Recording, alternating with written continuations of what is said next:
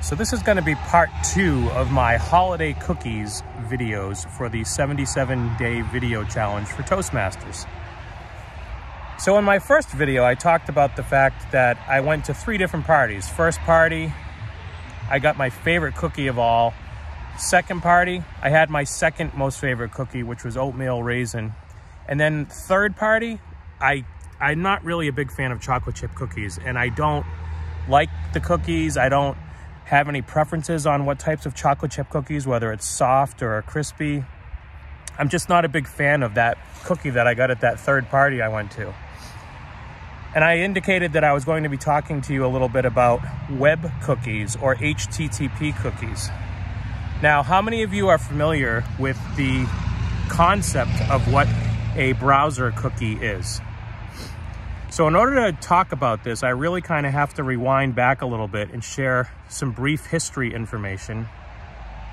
There was a gentleman, a computer programmer, back in the early 90s named Lou Montulli. And Lou Montulli is an innovator that more or less created the technologies and protocols that are used for you to be able to browse the internet the way you do today.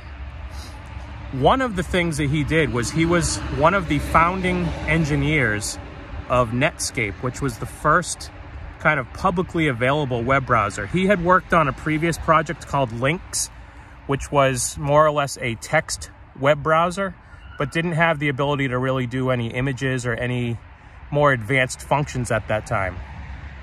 But he eventually became one of the founding engineers of Netscape. Now, Netscape, as I said, was kind of that first publicly available web browser. And part of what Netscape was being asked to do was to create one of the first e-commerce type of applications for MCI, which was a telecommunications company. And part of an e-commerce experience that is super, super important today is the ability for you as the consumer coming in with your web browser to be remembered and recognized, which we'll call stateful information, by the website. So in order to be able to do that, the servers that serve up the content that you're seeing on the website need a way of establishing that you're who you say you are and who you need to be.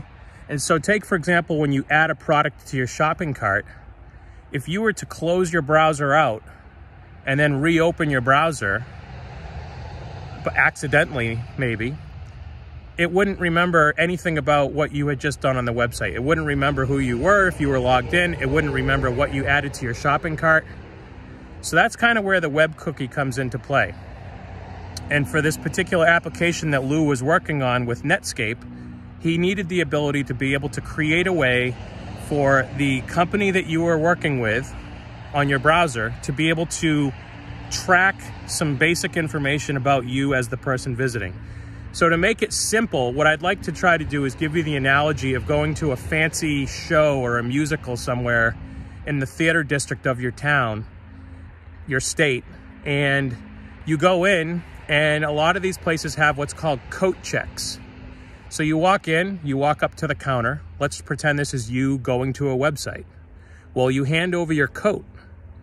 The person behind the other side of the counter, in turn, hands you a ticket. You then take that ticket and stick it in your pocket, and you go enjoy the concert or the show that you're going to see. And then when it's time for you to come back and get your jacket, you present that ticket back to the coat check so that you can get your jacket.